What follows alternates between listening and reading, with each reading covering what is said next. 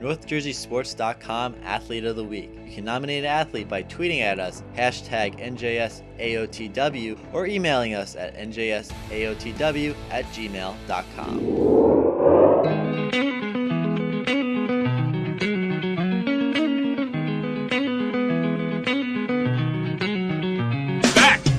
Monday morning quarterback, NorthJerseySports.com's original multimedia series, talking all things football across North Jersey. This is Season 4, Episode 6, and time is marching on here.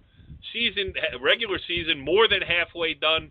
Playoff pictures starting to come into focus. I see PowerPoints up on the internet. You can follow along. I am Corey Doviak, being joined by my illustrious panel of North Jersey Sports.com football insiders, starting with the coach of all coaches, Jimmy Avatabile. What's up, Jimmy? Not much, Corey. I can't believe how fast this season's going. Yes, you know, I listen to religiously to the Sirius satellite radio college football talk, college football station, and Chris Childers runs a show on there, and he was talking about, in similar terms, about the college football season, about how it's flying by, and he says, you know, if you're a big football fan, you chug the season. It goes straight down, and when you're done, you wish you had more. So we're in that same case. High school football fans feeling the same thing. And another guy who can't get enough of high school football, he is our head Husky, Mr. Brian Carr. What's up, Brian? Hey, thanks, Corey. Hey, I sorry I missed the show last week, but I did listen to the show Monday night after it was on the air. So good stuff. You guys did a good job last week without me. Good show. We missed you, Brian, didn't we, Jimmy? Absolutely. You guys did a good job. You did a good job. Rutherford coach was very insightful last week. I listened to it all, talked about all his linemen. That was really good. Yes, yeah, I know you do appreciate the lineman talk, and he was very good. And we got a lot of great reception on the show last week, so let's keep it going here this week. We got a lot to talk about. Our guest this evening is going to be none other than the Riverdale head coach, DJ Nimphius. The Golden Hawks are 5-1 at this point. They are on a 4-game winning streak. They got 2 tough games coming up, Ramapo and Northern Highlands, both on the road. So it's certainly going to be interesting to see where that conversation takes us. I have a sneaky suspicion that it might snake in ways that you might not expect. But let's talk about some other things first before we get there. And like you mentioned, Brian, we've been hot on the NJIC all year because of the new playoff format that they have instituted. And it is official this week. We have our 4 entrants into the first ever NJIC, conference playoffs. It's going to be Rutherford against Pompton Lakes. Pompton Lakes secured its spot this week with a 49-20 win over Harrison. And Hasbrook Heights in Beckton. And Beckton will be on the other side of the draw. Beckton a 42-13 winner over Wallington, and Hasbrook Heights just keeps on rolling with a 48-0 win over North Arlington. So all 4 of those teams, Rutherford, Pompton Lakes, Hasbrook Heights, and Beckton, all undefeated, all well-deserving. Jimmy, are you getting excited for the NJIC playoffs? I think it's going to be fun to see how this thing shakes out.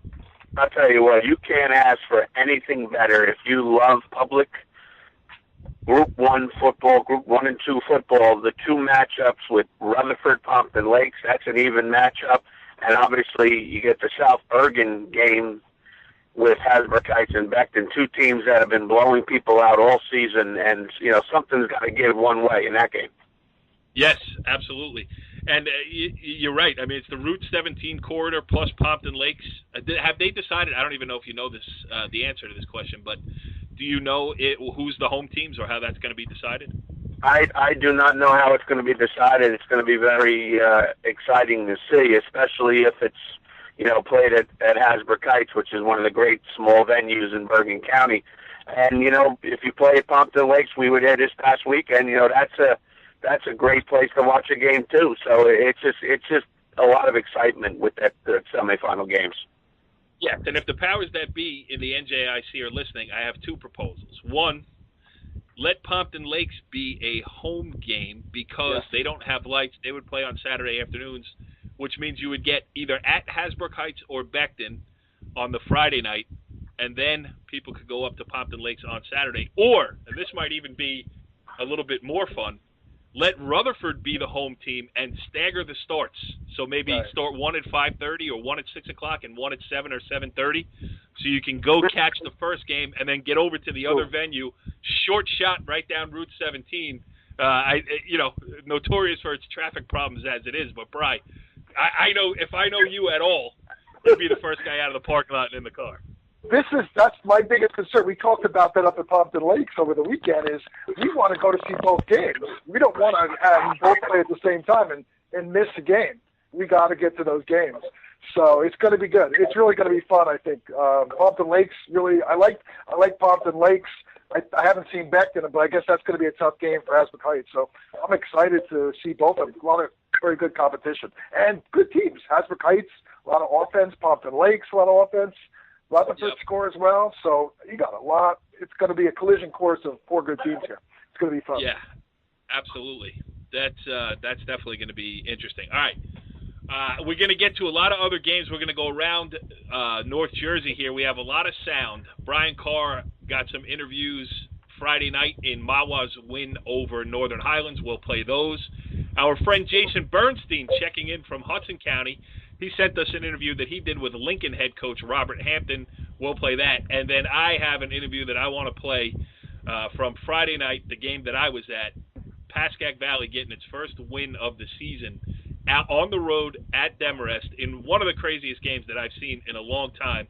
Matt Urea, the senior running back for Pascack Valley, and to call him just a running back in this circumstance is not doing him justice because he had one of the craziest – wait until – I'll get into the stats later. I'll play the interview later with the kid. But one of the best individual performances I've ever seen by one player on one football field in one set of 4 quarters. So we'll get to all that. But before we do, let's bring in our first guest of the evening as we welcome in on the Complete Performance Baseball Academy hotline. He is the head coach of the Riverdale Golden Hawks, DJ Nimphius. Coach, thanks for joining us here on the Monday Morning Quarterback. Thank you for having me. Well, it's a great time to catch up with you here because you're on a little bit of a roll. 4 in a row for the Riverdale Golden Hawks and 42-7 win over Richfield Park this past weekend.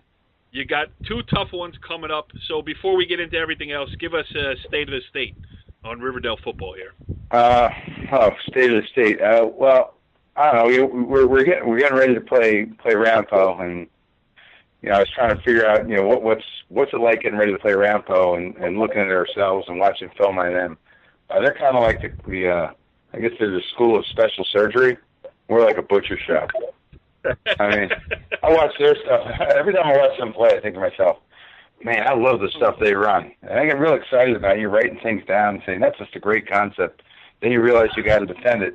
So what we've done the last few times we've played them is we simply haven't defended them, and they've had their way with us, and we've lost to them. And I couldn't tell you the first thing we're trying to do right now offensively because we're a ready, fire, aim team at this point. So we made a couple of really big plays, but we're really not in any kind of sync at all. So state of the state with us is we're kind of all over the place right now. How much do you remind your team? I mean, listen, it's a totally different team than the one you had last year. You have a couple kids back, and how much do you remind them of last year's state final, and then how much do you just try to sweep it under the rug and say, hey, it's a new year, let's try to do it a different way and have a different result? Well, I don't think you ever talk about the previous season too much, good or bad. I don't think that's fair to the kids. It may not even be fair to yourself as a coach because different kids come in. So we, I think like everybody else, you're going to look at some film of the game in terms of your preparation, but you don't harp on it much. And we certainly haven't spoken about it last year at all. In going forward this year, we've had far too many things to be concerned about to do that. So I don't think the seasons ever really connect. I mean, I can't speak for other coaches, but for us, it's usually just move ahead and deal with the hand you've been dealt. I mean, that's just playing that hand. Yep. Go ahead, Jimmy. You made a good point before we come on the air, so ask DJ heads up here. Yeah, Coach. Through the first 2 games of the year, you're 1-1. You come off a loss to Wayne Valley. You play Westwood. You're trailing in overtime, 20-14. You have to complete 2 passes to get the W. Do you feel like that was a turning point for your team as far as where you guys can be? I mean, obviously the last couple of weeks you've outscored your opponents 146-14, and you say you're not in sync yet. How good could this team be? I don't know if it can be that good. I really don't. I think what you looked at in our first three games, the first game we opened up with Pascack Valley, who at the time didn't have any losses, and they were very young, and we knew they were going to be a team that would get better during the year, and they opened up with 5 very difficult games, and we were probably the easiest of those 5 games. Then we played Wayne Valley, a team that was undefeated till last week, and we were down 21-18 with the ball on the 2-yard line with 5 minutes to go, and we fumbled the ball and ended up losing the game. People say we lost the game by 17 points. Well, we could have won that game. The Westwood game, we controlled the game, and we easily could have won the game by a couple of touchdowns, and we were very lucky to win the game at the end because they kind of took it to us in the fourth quarter, and the overtime they scored the first play, and we scored on a 4th and 19. So, I think that was pretty much just telling us that we really weren't a team with direction. The next game we played at Cliffside Park, so our starters only played about 9 plays to be honest. Bergenfield, we had the kids out by early in the third quarter, and then the kids were out by middle of the third quarter in this one. So I don't know how good we are. I really don't. I really don't. We're playing a lot of young kids. As we said in the beginning of the year, 20 of our 22 starters in the first game was the first game they started because Dave Estevez didn't play in those 2 games. So we only had 3 starters back. So I mean, we got a long way to go. I was going to let Brian ask a question, but something just popped into my mind here about, you say you don't know if you're good, and we've been talking about it on this show all year long. We don't know really who's good all over the place, except, you take out the parochial schools, and it seems like, you see records, and you're like, oh, maybe I'll go to that game. I did it with Old Tappan, Fairlawn. Fairlawn was 4-0. Old Tappan was 2-2. Old Tappan smoked them. This past week, Demarest was 4-1. Pascack Valley was 0-5. Great game, but Pascack Valley comes out on top. I think the condition that we find public school football in here is very interesting. What are your thoughts on it? Well, I think the first thing is when you have the realignment of the conference, the new conference, there's a major difference in the schedules people are playing. There's huge difference. So the records are not indicative of how good teams are. I think Pascack Valley is an excellent example of that. They're probably the most dangerous team out there right now for teams to play.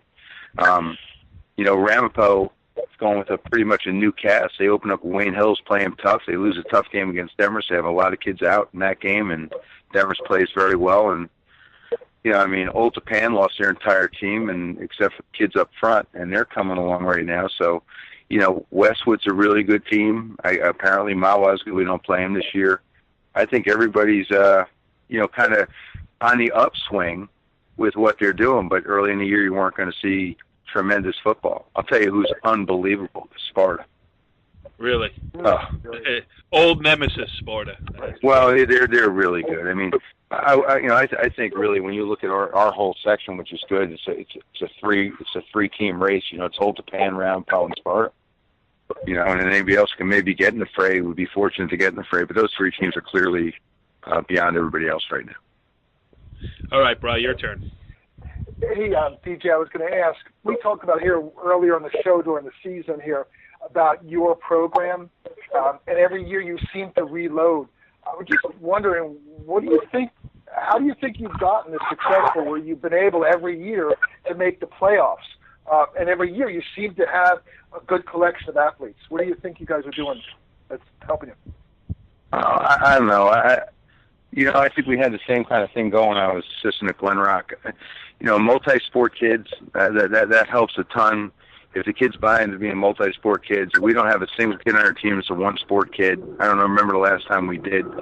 All 2-3 sport kids, working hard in the weight room, morning lifts, 6 in the morning lifts so that they can play other sports. And that's kind of been our mantra, trying to do the right thing.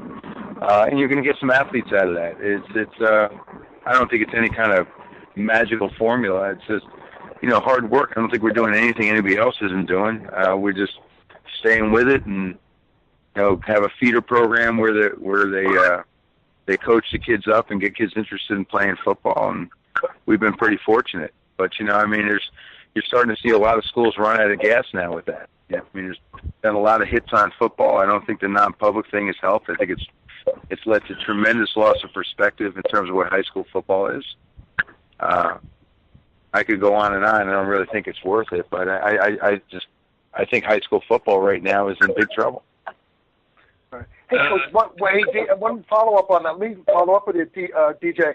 I'm a Dumont guy. I got to ask about Mike Eliano, one of your coaches. Tell me about Mike. I know Mike from when he was in high school here in Dumont. How was he as a coach for you? I know he's been on your staff for a number of years. Tell me about He's tremendous. I'll tell you right now, Mike Eliano, I'll give you Mike Eliano.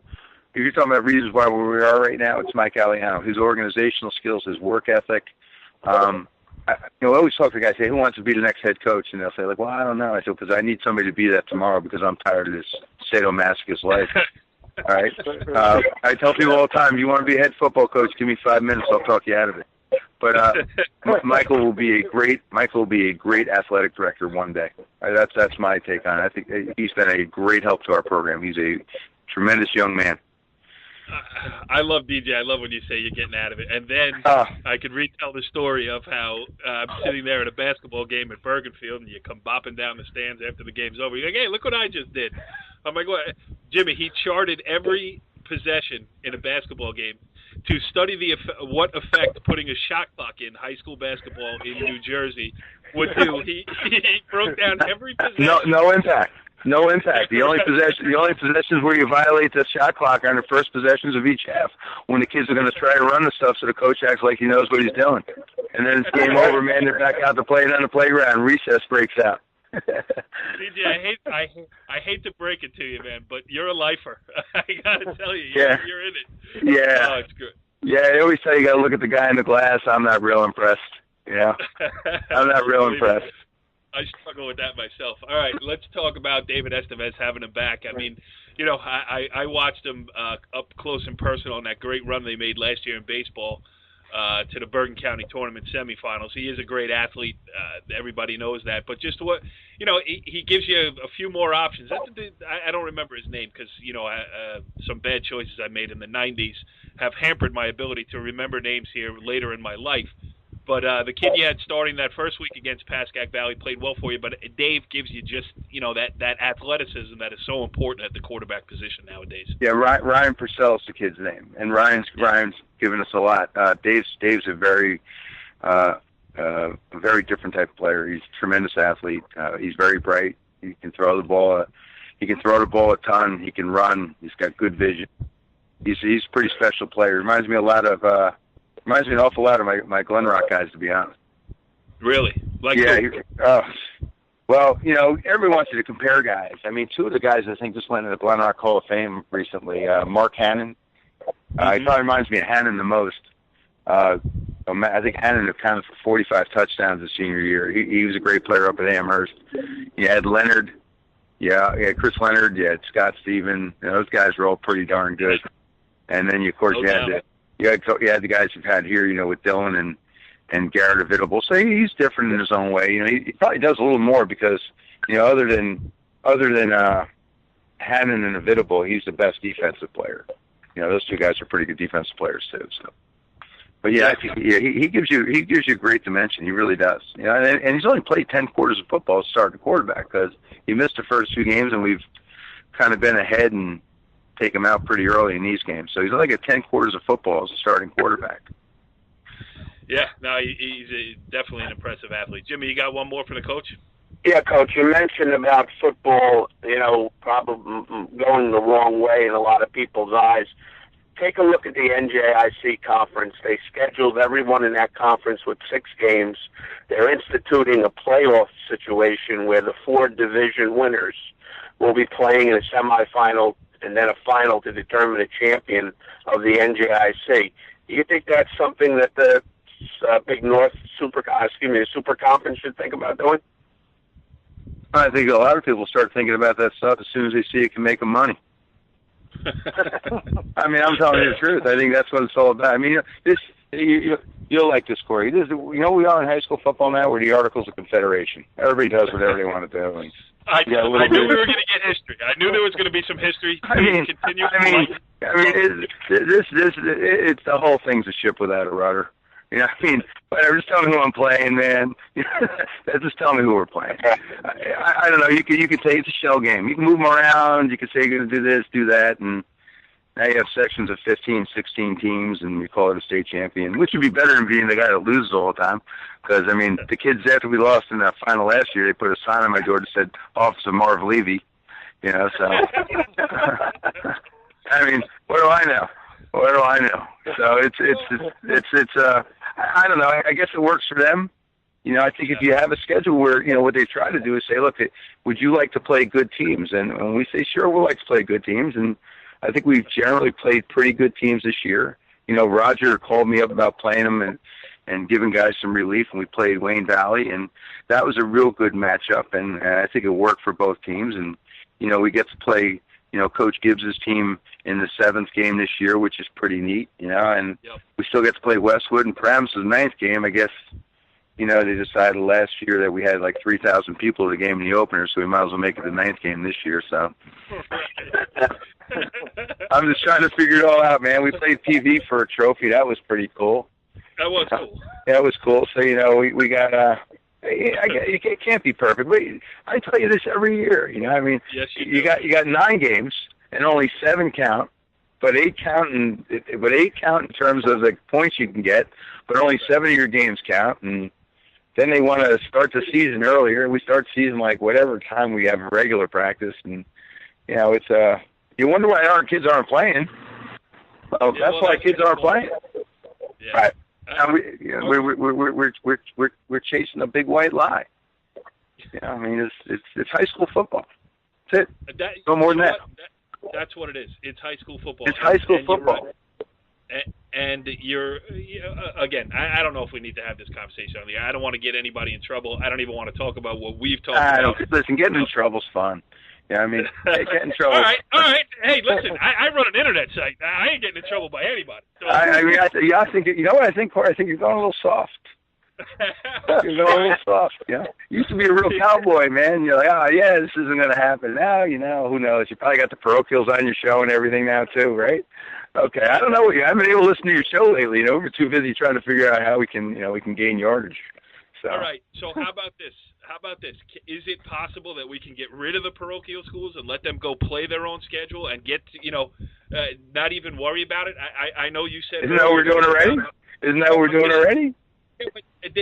They're still contained within the NJSIAA, and I think the NJSIAA is scared to death to lose them because of Friday night at MetLife Stadium. I guess. But is that what we should be basing high school sports on? Because I agree with you. And listen, I was the only media guy in attendance at Pascack Valley Demrest on Friday night. Really? And I'm telling you, I enjoyed the heck out of myself. That was a great high school football game.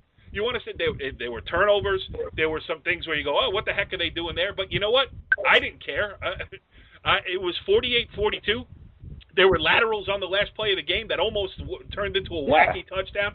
And I was happy to have been there. I didn't care who won or lost, and it really I'm really trying not to be soft here. Let's go get back to the roots and make high school sports about high school sports. How about that? I think I said it all there. Jimmy, did I offend anybody? No. Do you listen? You know me. I'm not worried about offending people. You know, your kids say it all the time. What do they say to me? They say often inappropriate, rarely inaccurate. You know, so I mean, that's kind of my mantra. DJ, I can't tell you how many times I walk around here and quote you all the time. Welcome to Russia. We're all the same. It's a great quote when it can be used in the proper context. Oh yeah, well, again, the whole thing about using the proper context probably ruins it. So just use it. You know, don't use it. You're going to offend somebody anyway. You know, I mean, that's what's going to happen. Nobody's going to be happy with you. No, and my point is, and it's not that I want to see the parochials not play football in the state of New Jersey, but I think they should do their own thing, and I think the public should go their own way. Make it a completely separate break, and let's let the kids who want to play what is called high school football play high school football, and let's let the kids that want to play pre-college football go do that as well. And we'll have plenty of kids going playing college too. So will they. I mean, that's good. But again, as I say all the time, if the objective of high school athletics is to put kids in college programs who are a miserable failure. Because even a school that puts a lot of kids in there are probably still not putting 65% of their kids in a high-level high school football program where that's their objective. They're probably still somewhere around 3 out of every 10 kids plays maybe 2 or 3 years. It's just a fact. So, high school football is a great experience for a kid. And like I said, we're getting to play in some real competitive games, so I'm happy with that. And, we got a real challenge this week. And I just want to see us get a little bit better. That's a good thing about having a younger team. If you do it from a teaching progression, the only thing you have to worry about is that you're getting a little better every single day. And if you do that, you win the day, you're okay. DJ Nimphius, the head coach of the Riverdale Fightin' Golden Hawks, and I will simply conclude this interview by saying, I love you, pal. All right, buddy. We'll talk. Well, as always, interesting stuff there with Riverdale head coach DJ Nimphius. He tried to get me in trouble. I think he might have got me in trouble, and I don't care. I'm not soft, DJ, and I stand by that. All right. Now, that was fun to talk to DJ about all that stuff, but we could not keep our minds from wandering back to the NJIC tournament that we started at the beginning of the show. And, Jimmy, I think you even bettered my proposal of getting into your cars and racing down Route 17. What is it? How about a doubleheader at Hasbrook Ice Field right down Route 17? We play a 5 o'clock game, one semi, and then we play an 8:30 second game. This way, the winners, the fans can go see 2 games. Big crowd. I think it would be a great situation.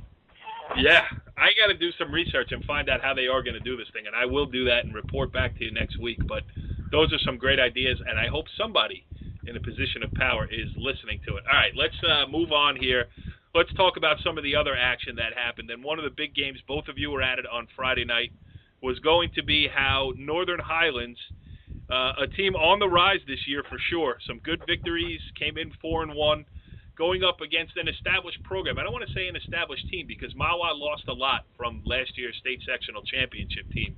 But Jeff Remo has that program humming as he has for the past, however long he's been there, and it's been a long time now. So it's going to be an interesting matchup to see how, the new kid on the block did against the old kid on the block. And Brian Carr, what were your impressions? I named the new star I found, that Brian DiPaolo. I named him Jimmy Ciliento. I hope he appreciated it. But they used Brian DiPaolo out of the Wildcat, and he's a threat. Big-time threat. Scored, I think, 3 touchdowns. But, they're well-rounded. You've got a nice quarterback, can throw well.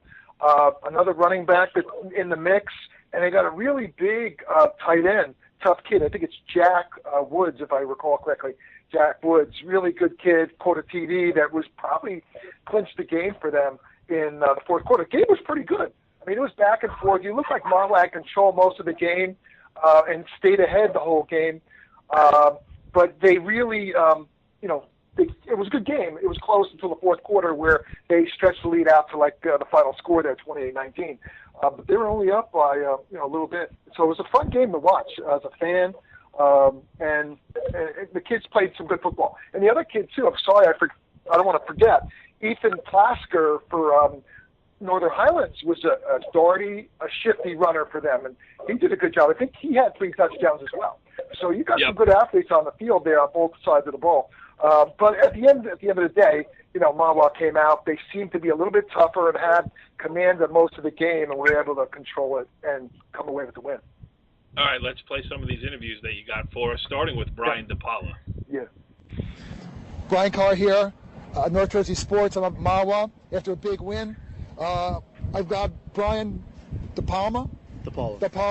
His new nickname, I'm going to name him Jimmy Ciliento, 2016.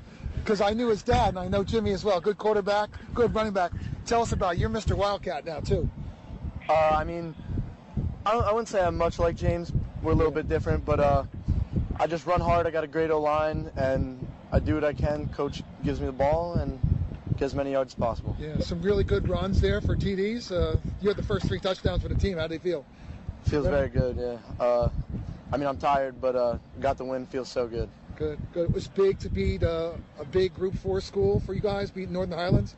Yeah, going to get a lot of power points from this game. It should shoot us to 1 or 2 seed in the playoffs, and we're in the driver's seat from there. Right, make you feel good against, last week, big loss. I mean, not a big loss, but a tough team you're playing in Hanover Park. When a solid team, they're top of the group. So it's good to come back from that and have this big win. Yeah, I mean, the whole week we practiced with a big chip on our shoulder. We knew we had to get this win and bounce back from that, and we did. All right, thanks, Brian. Good game. Thank you. Jimmy, how about Brian Carr giving him a new nickname but messing up his real name? I think he was doing his Brandon impersonation. Yes, he was channeling his inner Brandon Gregory. Kevin Kazakowski, we speak your name. All right, so you got some more from up there, too. Who should I play next? Ron Ricci here? The quarterback. Brian, the quarterback. You got the quarterback. Yeah, you got it right lined up. Then you got the head coach later. Here we go. Yep, here we go. Brian Carr here, North Jersey Sports. I'm here with Ron Ricci from Mahwah. Just had a big game win over Northern Highlands, 28-18. Tell me about the game. Couple good TD passes. They were a great team. They fought hard. I mean, I thought they had us for a second in the first half when they scored, but we held it together and came back strong in the second half. We got to give a big hand to our line and Brian DePaula. Yeah. Brian DePaula had 3 touchdowns in a row. Yeah. Brian was running hard. Yeah. He ran hard. They couldn't stop him, but hey, we came out with the victory. Right. You had a couple good passes. Yeah, you had one TD pass, right? One in the corner here. Yeah. Right down here on the northern end zone. Nice pass. He was good throw. Yeah. Short throw, but nice. Yeah. So how does it feel? Big win. How does it feel now that you beat a big, good team, 4-1? I think we made a name for ourselves. Right. And especially we beat a big, good Group 4 school like that. Right. We made a name for ourselves. How does it feel? Right. I love me some Brian Carr interview. You did this one with Mahwah head coach Jeff Remo. Let's take a listen. Brian Carr here with Coach Jeff Remo from Mahwah. Nice win over Northern Highlands, 28-19. Tell me about the game, Coach. What do you think? I'm very proud of my team. After last week, we got beat, and then for them to come back and beat a Group 4 football team as good as Northern Highlands is with 4 wins, pretty proud of my kids. Right. Running back, Brian DePaula in the Wildcat a number of times.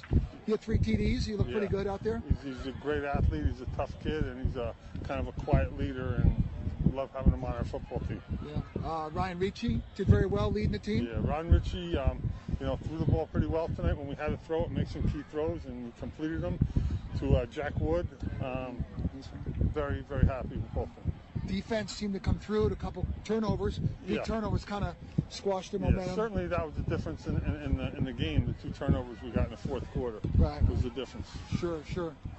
So looking forward to it. I think Lakeland next. Yeah, we have Lakeland, who's a very good football team, next week at Lakeland. Good. A lot of power points here tonight. Yes. Huh? You walk away here and it'll probably move you top of the heap almost. I would think so. Yeah. Yes.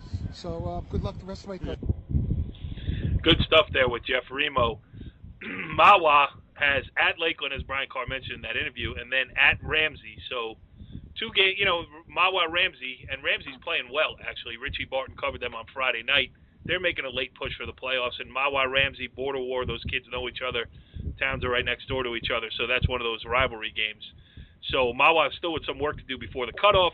Northern Highlands, listen, a great start, Jimmy, to the season, 4-2 now, and they're getting into the meat of their schedule. Mahwah this past week, and at Old Japan, and then against Riverdale. So, it's been a great season for them so far, but they still have... Yeah, obviously when you spoke to their coaches before the season started, they knew that schedule was backloaded. Going into the Mahwah game, Mahwah had an advantage up front, offensively and defensively, and that was the difference in the game. Watching the game, you would have figured that Mahwah would have blown out Northern Highlands, but Northern Highlands kept fighting and clawing back, and you'd look at the scoreboard, and it would be a 1-touchdown game. They had some opportunities.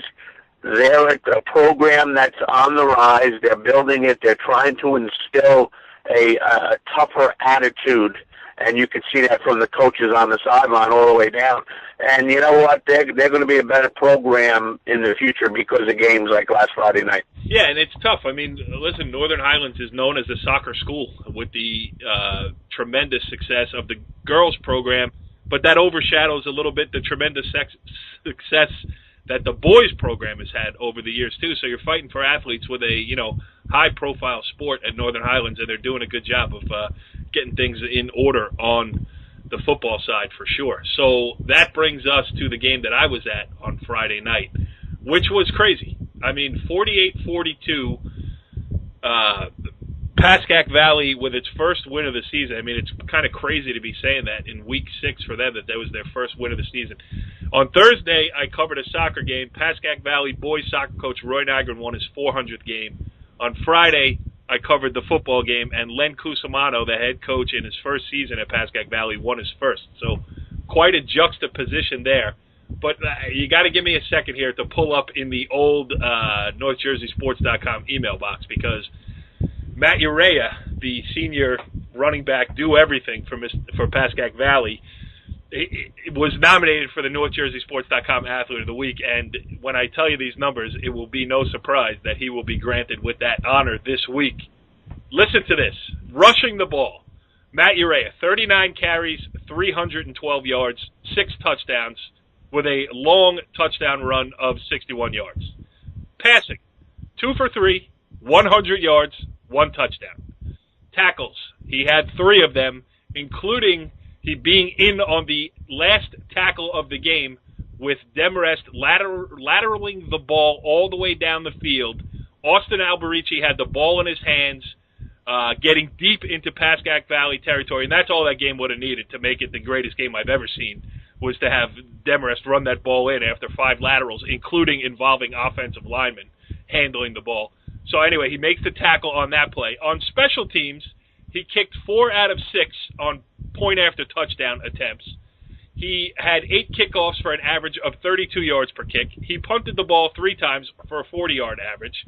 He had 412 yards of all-purpose and accounted for 46 of the 48 points scored by Pascack Valley in the game. Jimmy, what do you make of that? That's a career for some people, and as Coach Nimphius mentioned before when we interviewed him, at Pascack Valley, the schedule that they have played this year has been probably the most difficult public school schedule in North Jersey, and they just keep coming back to work, and they got the big win for Coach Cusimano, obviously a great player at Pascack Valley, and congratulations on win number 1. Yeah, I mean, let's just talk about their schedule real quick. They opened the season with Riverdale. We've seen, how that's, and also as DJ mentioned in the interview, we didn't know anything about what Riverdale was going to be or what Pascack Valley was going to be. We obviously know that Riverdale at 5-1 turned into a good team. Then at Old Tappan, at Nutley, home against Ramapo, home against Wayne Hills, home against Demarest. Next week they got Richfield Park. So it's been crazy for Pascack Valley, and I was happy for them that they got their first win. And also, Demarest head coach Tony Matola called me the Grim Reaper as I walked across the field to interview him. Because, and listen, you guys laugh, but you're a part of this. He blamed this NorthJerseySports.com multimedia presentation, the very Monday morning quarterback that we are recording right now, as the jinx. We had him on after he beat Ramapo, and he went out and lost the last one. Then I show up, and he lost this one, too. So here's Matt Urea. Athlete of the week. How's it going, Matt? How does that feel, man? It feels great. It's been a long time coming. Well, what happened in the second half? I owe every yard that I gained tonight to the O-line. On the second half, there were like 3 touchdowns I wasn't even touched. That's the difference. They stepped it up, and it was my job, and we got it done. How big? I mean, just everything for this team right now. You just needed one. Right. Yeah. You've been in games. It's been close. Trying to get over the hump. Well, we're a young team. We didn't have the luxury of starting our schedule off easy, and we're not an 0-5 team. We knew that coming in, and Demarest knew it too, and they played hard. But it feels good to finally get one. Did you feel like at some point you're like, I'm in a zone here? I mean, I'm just, everything that I touch turns to gold. I mean, again, I was complimenting my line in every single play because they did an amazing job. I mean, I just had to find the hole and hit it, and we did accomplish everything. Kyle made an awesome play on the ball at the end, so it wasn't just me. It wasn't just me at all. What is it? I think it just shows great character for this team to keep fighting. I mean, you guys could have just said, you know what, we quit. We're done. Exactly. Well, you know, we're still a Pascack Valley team, and there's still a work ethic that goes along with the name across our chest, and we're not ever going to give that up, and we're not going to quit on our season just like that. Just Last question, are you a medium or an extra large? A medium's better. There you go, man. Thank you. Congratulations. Good game. Thank you. Nice job. Also a recipient of the NorthJerseySports.com Player of the Day T-shirt, and he's a medium. Now we know everything about Matt Urea, Jimmy. Good stuff there. There's no question. He, just listening to him talk about, we play for the name on the front of the chest. That tells you all you need to know about that program. Yeah, I mean, that's true. And you know what I didn't mention about the game? It was 8-7 at halftime, and it finished 48-42. There were I think there were 7 touchdowns in the third quarter, which took an hour and 20 minutes, and it got cold. So maybe I didn't have as much fun as I remembered here, sitting in the warmth of the world headquarters of NorthJerseySports.com in downtown Northvale, New Jersey. All right, let's move on. Let's get some more reaction to what went on this past week. And we've, mentioned Ramapo. We certainly went in depth with DJ Nimphius. At 0-2 early in the season, it was, the world is coming to an end. Ramapo is 0-2. Now you turn around a month later, they're 4-2. They got Riverdale this week at home, and Jimmy, it looks like the Green Raiders are back to being the Green Raiders after a 38-14 win over Paramus. You mentioned Court. They started off 0-2. We were at the Wayne Hills game where Wayne in the monsoon in the second half. Very competitive in that game. They had some kids out against Demarest, not to take anything away from Demarest, who beat them that night. But you could see they were trying to replace that great skill set that they had last year, quarterback, receivers, and sure enough, against Paramus the other night, the quarterback set a record, Ramapo record for throwing over 400 yards in a game. So obviously, that offense is getting better and better and better. Yeah, it certainly is. And, Paramus, listen, tough start, lose Dan Sabella, the head coach, lose a lot of talented athletes from that program, and it started off rough this year. They were on a 3-game winning streak. They're 3-3, and Bri, they're on the fringes of a playoff chase themselves. Yeah, I think Paramus, has a good chance. They play Snyder this week, and then they go in. Demarest is going to have a tough game against Riverdale the last game, but Paramus is pretty good. But they're not the same Paramus without Dan there. I'm sorry, But I think back to Ramapo for a second. Jimmy and I, as Jimmy mentioned, we were up at Ramapo against Wayne Hills. They played a good game. They could have won that game. They had a chance in the second quarter to go ahead, and they couldn't convert. And so there wasn't much scoring in that game. But they, I think, seem to be gelling right now, and their offense, like you mentioned, the quarterback throwing for over 400 yards. So the quarterback, and the team is coming together. And like DJ mentioned, they're a worrisome team to have to contend with because they're so good and they're so diverse. So it's going to be a good match this week for them, Ramapo against Riverdale. Yes, absolutely. And DJ mentioned it too. The good programs now, the good programs are turning into good teams at this point of the season. They know what they got. Their inexperienced kids are now experienced, and their athletic ability. They're not thinking as much. Their athletic ability can shine through at this point, and we know that these teams have some good athletes. All right, couple more that I want to mention. Most of the big boys had the week off. St. Peter's Prep, though, got out to a big lead and was leading late in the fourth quarter pretty big. BC, with almost a Herculean comeback, Jimmy, fall 48-42 at St. Peter's Prep. Yeah, it's always tough to play St. Peter's down at Caven Point, and they jumped out early over Bergen Catholic. Their Rutgers commit quarterback John Lewis totaled 6 touchdowns in the game. But one thing about Bergen Catholic and the Nunzio Campanelli team, they're never going to pack it in. I mean, they came back from a 4-touchdown deficit. They actually got the ball back under a minute left with an opportunity to tie or win the game. So, the one thing about the parochial games, and they're great games in the regular season, but it almost leaves you with the feeling that whatever happens in the regular season is okay, but the playoffs, everything looks forward to the playoffs. So they could possibly play again. Should be interesting. Yeah. And you're right about that, because as we've said earlier on the show, like the regular season league titles, none of that means anything. It's the last 2 teams standing at MetLife that everybody's wondering about. And you think, Jimmy, you think Rutgers could use John Lewis at this point? Yeah, tremendous talented kid. I mean, a 6'3", 215-pound running quarterback, throwing quarterback. His throwing has to get more consistent, but if it does, look out. And, the Rutgers people are very high on him because he's a dual-threat quarterback. They're running a spread gun offense, so it seems like a good fit for Rutgers. All right, let's stay in Hudson County here. And again, as I mentioned at the top of the show, our friend and frequent contributor here on NorthJerseySports.com, Jason Bernstein, sent us in this clip. Robert Hampton, the head coach of Lincoln, after the Lions' 20-7 win over Caldwell. Lincoln is now 4-2 in the season, and the interesting thing is, every team was offered the chance to play one of the parochials. Every public school team, there's a PowerPoint bonanza waiting for the team brave enough to do it. Excuse me, and I don't know if Lincoln is the only one that stepped up to the challenge, but they certainly are one of the few, if not the only one. They're going to play, after a bye week, they're going to play at Rutgers University against St. Peter's Prep, the same St. Peter's Prep that beat Bergen Catholic this past week. And Robert Hampton, a no-nonsense coach who really is doing great things with Lincoln. I mean, they're good year in, year out. We don't see them that often because they play in that Central Jersey bracket. But Jason Bernstein with Robert Hampton. You mentioned the defense, giving up the 40 points in the season opener. How much have these guys since then taken it as a challenge? They've taken it as a badge of honor to be the best defense in Hudson County. And again, we're pretty sound, we're pretty tough, it's very hard to run the ball on us.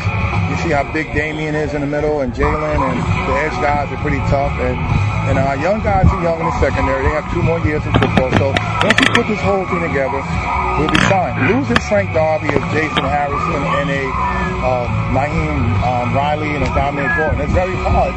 It's very hard to replace that level of excellence. But I think we're doing okay. We got 4 wins. A lot of people don't. And in a game where at times yards are difficult, how reassuring is it knowing that you have a guy like Speedy who can rip one off for 6 anytime? Unbelievable. And we have some other guys, Jamal Casey, number 22. Ethan Zayas continue to make plays, Desmond Stevens. So I think overall, and George Hilburn, his first year playing football. Now he's wearing at number 11. You know our history. That's Ronald Butler, Isaiah Roberts, and Jason Harrison. That's a lot of weight with that number. Yep. Okay. Good stuff there, and I always tell you, Bryce, stand next to the band. In this case, it wasn't a band, but I certainly like a little dirty deeds done dirt cheap there. Hey, Bryce, here's the big question for you. Where is the Dumont link to Lincoln?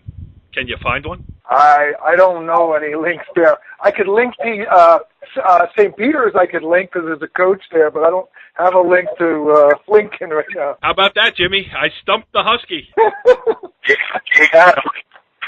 Pretty interesting you mentioned Lincoln playing St. Peter's. I mean, that program in Lincoln, Coach Hampton, it's built on discipline and toughness.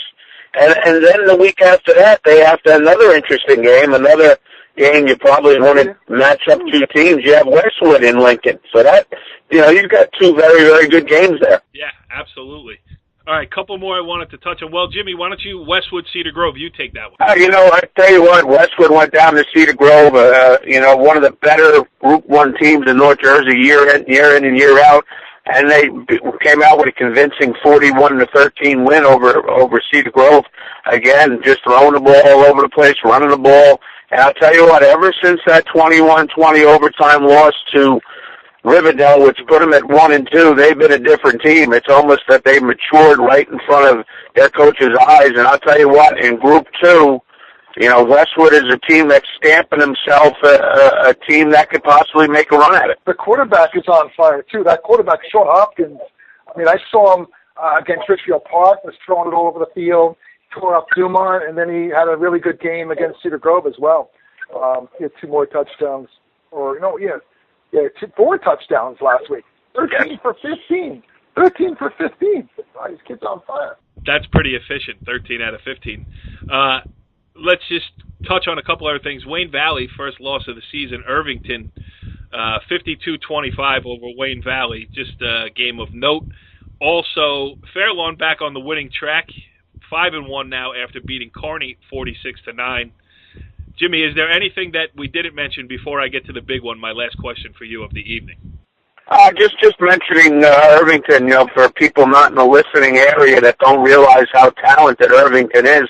Irvington's undefeated, and their quarterback and running back combination is probably two of the best in North Jersey. So certainly not a shame for Wayne Valley. I know Coach Roger Cutlar's said in the paper that we have to realize every week we have to come out and play. So it might be a very good wake-up call for Wayne Valley. Yes, absolutely. All right, Jimmy. I would play the drum roll if I had it queued up here, but since I don't, I want your thoughts on the game of all games. Tenafly 14, Cliffside Park 7. Oh, yeah.